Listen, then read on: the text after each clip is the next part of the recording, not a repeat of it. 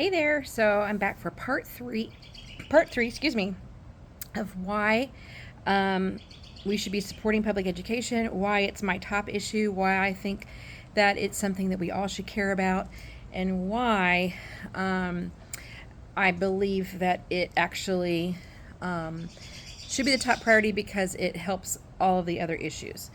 So took a little break to eat some lunch. Sorry, I got stuff on myself. But I'm going to dive into this one. This video is going to talk about, here's what I want to say. For every $1 that we spend in public education, early childhood assistance, meaning pre-K education, early childhood programs, early intervention, for every dollar we spend, it is $7. We're saving $7 in future tax spending. And what I mean by that is, let's say for every dollar we spend on funding pre-K classrooms in Texas, in the future, we will have saved $7 on what we would possibly spend if we were going to support those same students on things like SNAP benefits, public housing, incarceration, etc. There's actually a lot of things that we spend money on that we could actually reduce future spending based on these statistics. This is, I'm not going to give you all of the research sources. And again, I'm not an expert, but all of this is on the internet. You can go look it up yourself. It's factual information that's out there. When I just went and searched for it, I found it very easily. And you can decide if you don't like the sources, whatever, but it's factual information if you follow the money. For every dollar we spend on early childhood and pre-K public education, saves us $7 in future spending. Not only that, but for every 1% of increase in male graduates, that saves us $1 billion for every 1%. Okay? So just think about that. That is the reason it's male graduates is important because the majority of those that are incarcerated are men. The majority of what we spend money on in prisons is actually, it costs more to pay for somebody incarcerated than it does for us to educate that same person. So let me do a little side note here and say that I recognize that, a free public education given to a child does not guarantee they're not going to grow up to become a criminal. It does not guarantee they're not going to become a burden on society. It does not guarantee, there's plenty of educated criminals. Some of them are in our government. Okay, so let me say, I do want to make this caveat that education doesn't fix everything perfectly. But if we look at the investment that it makes in our young people, in our smallest citizens, our children, we actually, it has so many benefits. Okay, I could give you many examples. So I already said it saves us money. Early childhood saves us investment, saves us money in long-term tax spending. Public spending. The reason for that is because when you start young and early, little kids that learn to read, and again, let me also say caveat, kids will read when they're ready. Okay, so many parents think they can force this, or they give their kid a hard time because they're not reading by the time they're 7. Your kid will read when they're ready if you give them the right support. Okay? And that means we should be reading to our kids young and early on a repetitive basis. take the devices away from your babies. I'm not saying it's bad to have them watch, Miss Rachel on YouTube. I'm not saying it's bad for them to watch these different shows, or that, you're at the grocery store once a week and your kid sees, a video.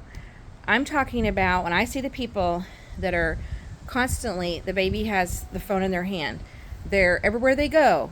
I saw a lady riding around on the neighborhood with her kids, and the baby in the little front seat, bike carrier seat, had a video. Now, she may have just been playing music. I don't know.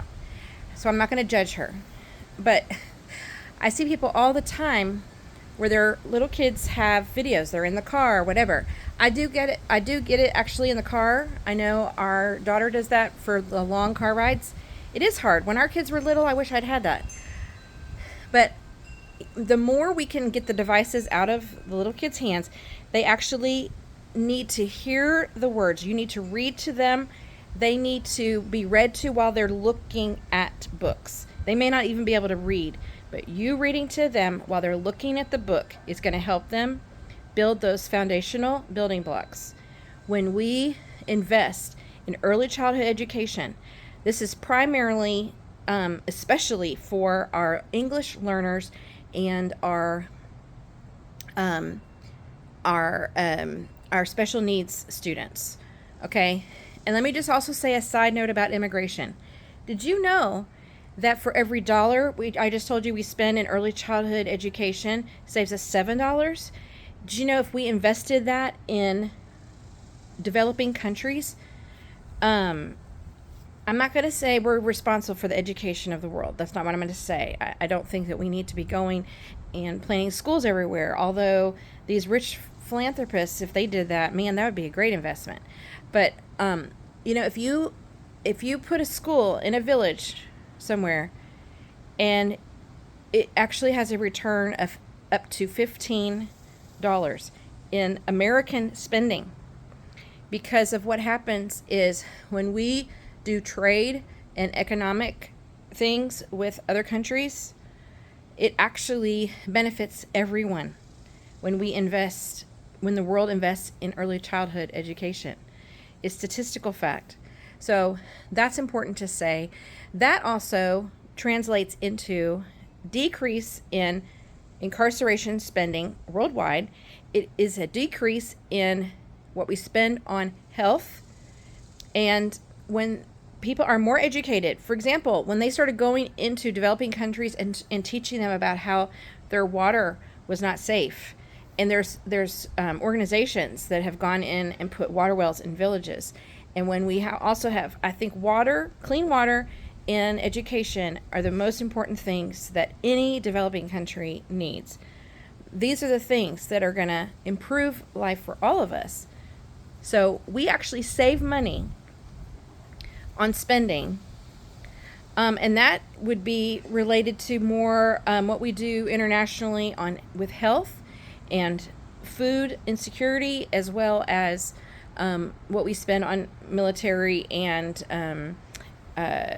diplomatic negotiations. Okay, these are all things that would improve if we were to invest in education, not just for us, but also, can I just say a side note that I don't want open borders. I don't want us to just be letting everybody come here free for all. And the people that are saying that are fringe. They're fringe people saying that. That is not the majority of what people want. We all want to feel safe in our homes. I mean, I have a nice home. I have a nice neighborhood. I want to feel safe here. It's just, it's sad to me that we don't realize that statistics show that, the people that have come here seeking asylum, I don't actually know all the statistics about it, but a lot of those are fleeing countries where they don't feel safe and their kids can't even leave home to get an education. So they risk everything to come here for a better life. And they're willing to be our dishwashers and our yard crew, our construction workers, our agricultural workers, They work in food service. They do our garbage. They are willing to do the jobs that 3/4 of whoever sees this video would not be willing to do. And we need the immigrants for those things. Now,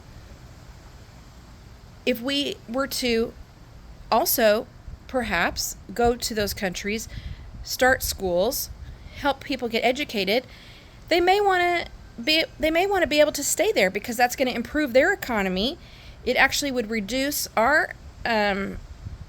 it would reduce crime actually as a whole, because people that commit crimes here in America and worldwide are usually more, if you look at the statistics, they're just more desperate people.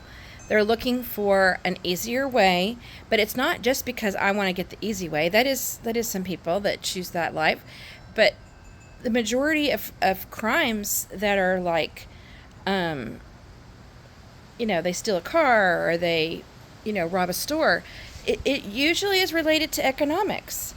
And the statistics show we reduce crime when we invest in education. I think I already said this, but it's just a reminder, it's cheaper to educate someone than to have them be incarcerated.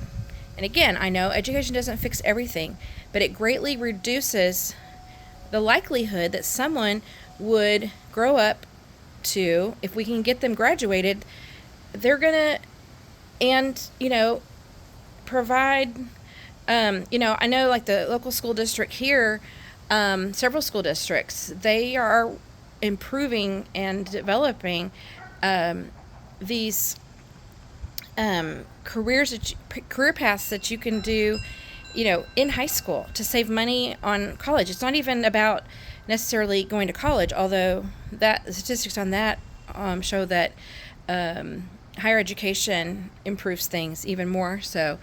But just getting our boys graduated, and I'm talking another video about boys in education because I think that's an important topic, but and girls in education too. But I want to say that we can look at so many reasons why education reduces crime. It improves the economy. It saves tax dollars in big picture. It improves a more skilled workforce.